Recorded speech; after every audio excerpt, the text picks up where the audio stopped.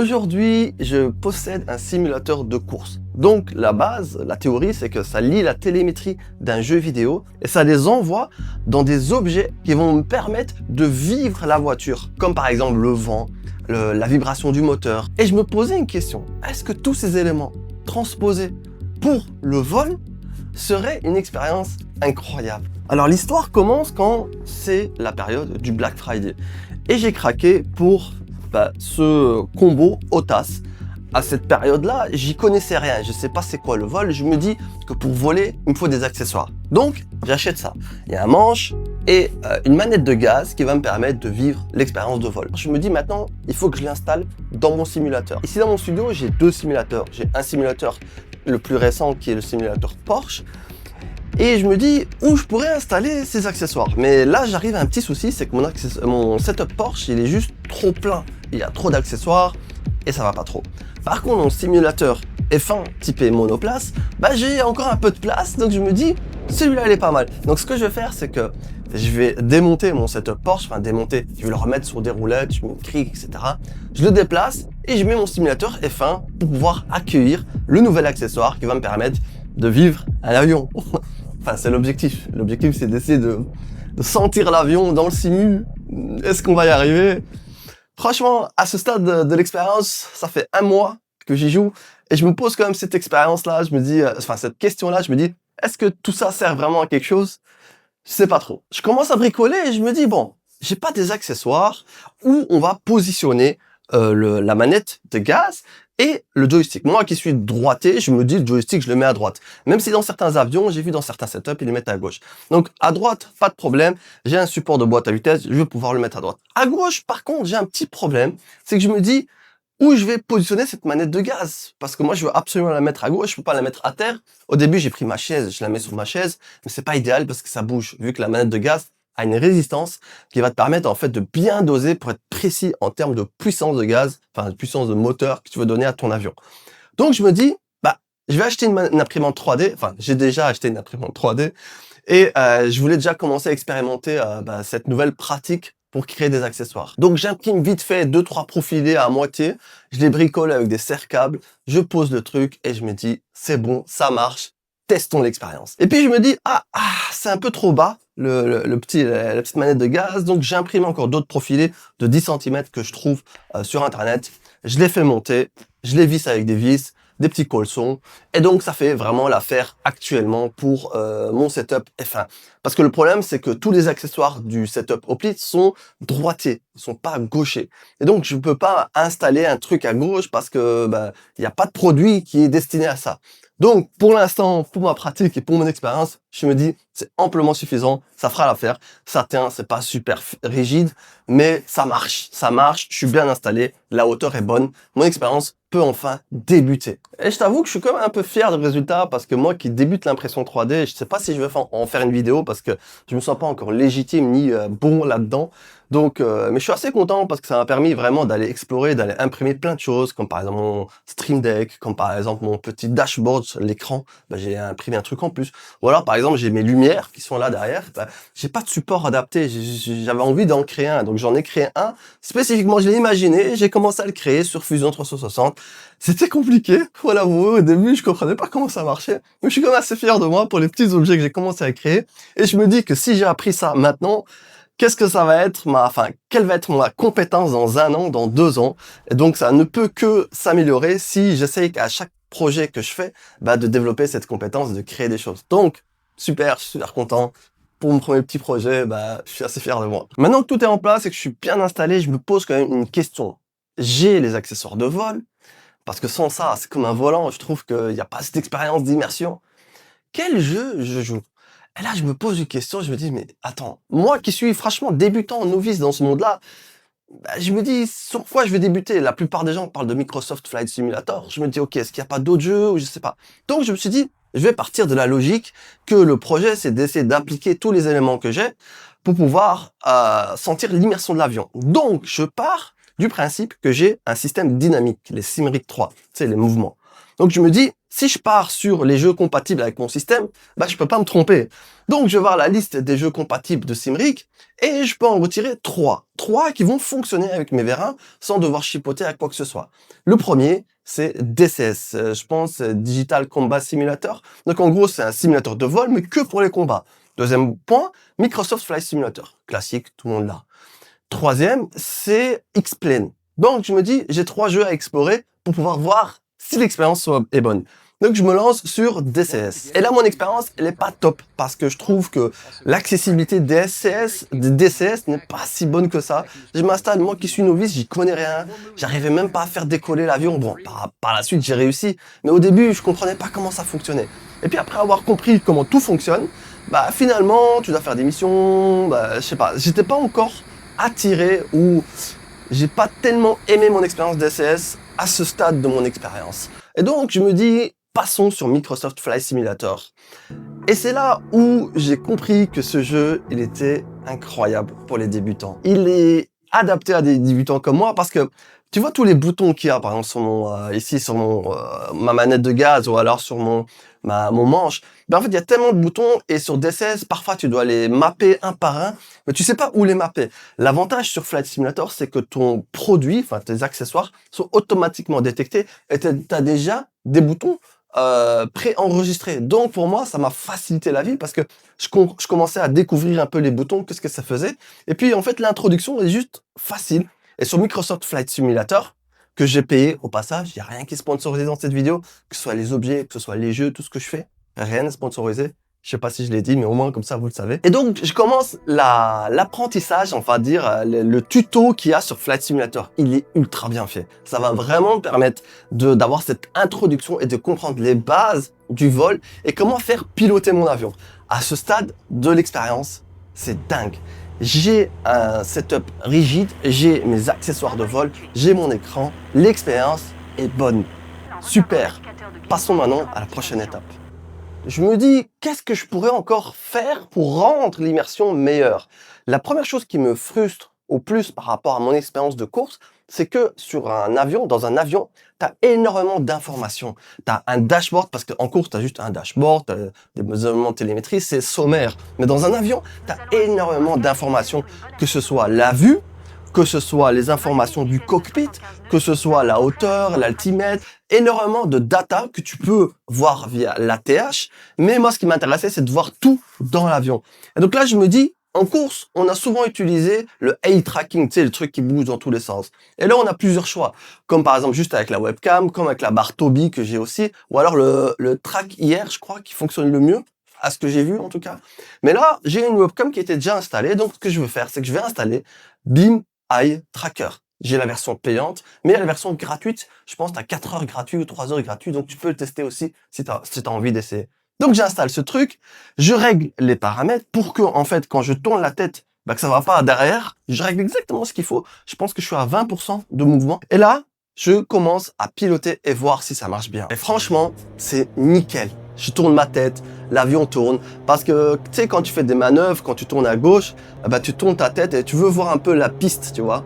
Et là, tu peux commencer à regarder à droite ou à gauche à la place de changer avec ton pouce. Je trouve le mouvement assez naturel. Même si avec la webcam, il y a une légère latence, mais ça fait le taf parce qu'on n'est pas dans un environnement compétitif, on est plutôt dans une croisière et ça fait largement le boulot pour ce que je leur demande. J'arrive à un moment donné où maintenant, ça y est, la vue, elle bouge et je me dis, j'ai encore d'autres accessoires de simulation que je peux activer et quelle serait mon expérience?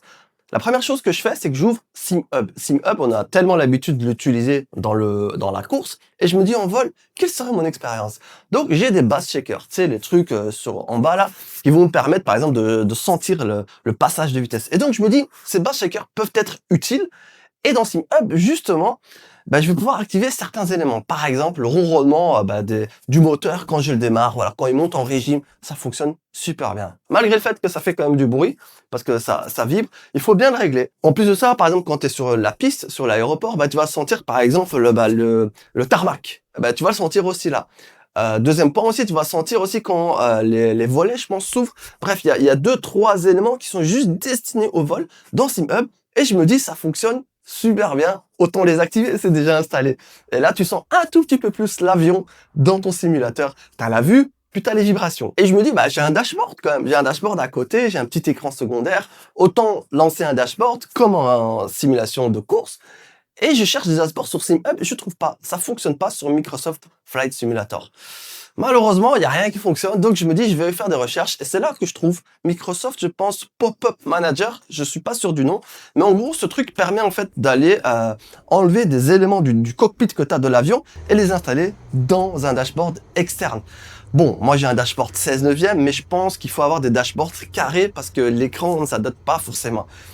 Et là, je vois que ça fonctionne super bien, et je me dis, trop bien. Mais j'ai encore d'autres éléments de simulation, comme par exemple le vent. Mais le vent, en course, c'est cool de l'avoir parce que c'est surtout un confort. Parce qu'en course, il y a tellement de tension en termes de compétitivité que quand j'active le vent, bah, j'ai de la fraîcheur. Mais en plus de ça, tu peux activer le vent quand tu vas vite avec la voiture. Bah, tu peux aussi l'activer dans l'avion. Mais je doute quand même du réalisme parce que dans l'avion, on a de l'air chaud, non? Ou alors, dans les petits avions, on a un peu d'air, mais on a une bulle, c'est pas la même chose. Mais au moins, voilà, c'est là et ça peut fonctionner. Mais pour l'instant, j'ai pas trouvé d'utilité à le faire, quoi. À ce stade de mon expérience, je trouve que ça commence à être vraiment pas mal.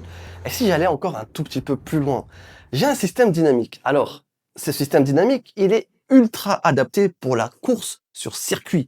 Parce que la hauteur n'est pas si folle que ça, il n'y a pas les vibrations sur les côtés. Mais est-ce que ça pourrait vraiment faire l'affaire? Justement, l'avantage, c'est qu'on a le programme qui détecte Microsoft Flight Simulator. Donc, je vais pouvoir utiliser mon système Simrig 3 pour faire ressentir les mouvements de l'avion.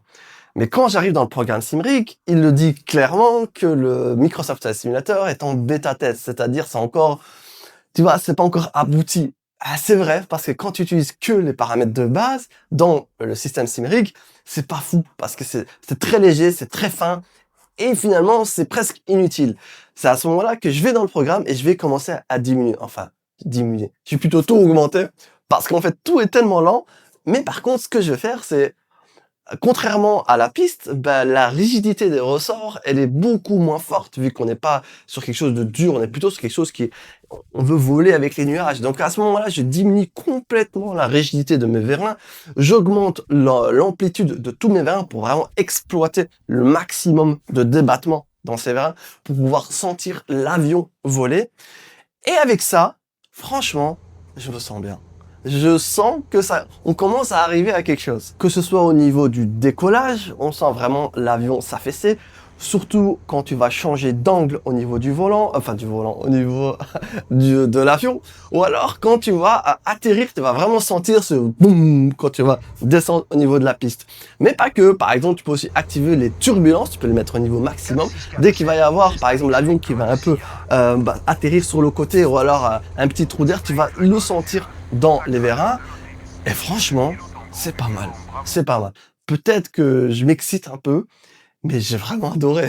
J'ai presque activé tous les éléments qui sont disponibles sur mon simulateur de course pour le vol. Et à ce stade, à part le vent, tout est plus ou moins bon et ça marche très bien. Mais il y avait quand même quelque chose qui me manque. Je trouve que le vol, c'est très différent du racing, dans le sens où dans le racing, on va plutôt aller chercher la performance, la vitesse. On va chercher un angle de vue très spécifique. Et dans le vol, c'est plutôt une croisière, c'est plutôt vivre le vol, se laisser aller dans le flow sans avoir cette intensité de course. Et pour apprécier tout ça, ben, on a énormément de paysages, d'environnement. On peut regarder l'avion, tu vas par exemple faire sauter des parachutistes, tu vas apprécier le paysage. Et je trouve qu'avec même mon écran 49 pouces ultra wide et en plus en activant le eye tracker, il y avait quelque chose qui me manque.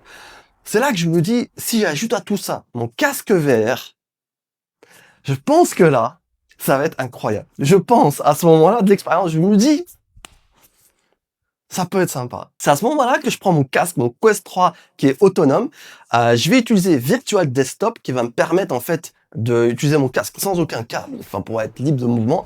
Le Virtual Desktop ne fonctionne bien en tout cas que si tu as un routeur 6.0 Wi-Fi. D'ailleurs, j'explique tout ça dans une autre vidéo. Tu peux aller voir sur ma liste des vidéos où je vais vraiment en profondeur là-dedans. J'installe le casque avec mes petits sangles noirs qui me permettent vraiment de coller à ma tête. Je m'installe, je vais dans mon programme de Simrig, donc mon programme de motion, donc le truc système dynamique, j'active la compensation de mouvement parce que si je n'active pas ça, bah, mon corps va bouger et le simulateur va bouger et je vais être malade en quelques secondes. Donc en activant ça, en fait, il va figer mon corps comme si en fait il ne bougeait pas. Donc ça permet de compenser les mouvements en fait et pour que l'expérience VR soit bonne en dynamique. J'active ça, je me mets dans le simulateur, je désactive l'utilisation du jeu avec mes mains parce que je me suis rendu compte que en laissant mes mains, bah, je voyais des manettes dans le jeu et ça partait un peu en sucette parce que j'avais le pointeur de la manette qui allait dans le cockpit de l'avion.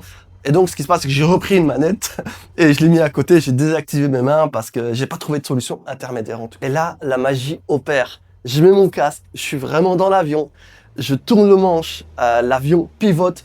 Et le fait d'avoir juste cette légère, ce léger mouvement dans les VR1, bah on sent que l'avion bouge quand même. Donc ça fausse parce que les VR1 en soi, c'est pas réaliste. C'est-à-dire que tu vas jamais avoir le léger que tu peux avoir d'un châssis ou d'un avion. Mais par contre, ça trompe légèrement le cerveau. Ce petit mouvement ajoute l'immersion quand tu regardes à gauche et que tu vois l'avion bouger. Ou alors quand tu vas commencer à atterrir, tu vas descendre l'avion, tu vas sentir la piste taper au sol.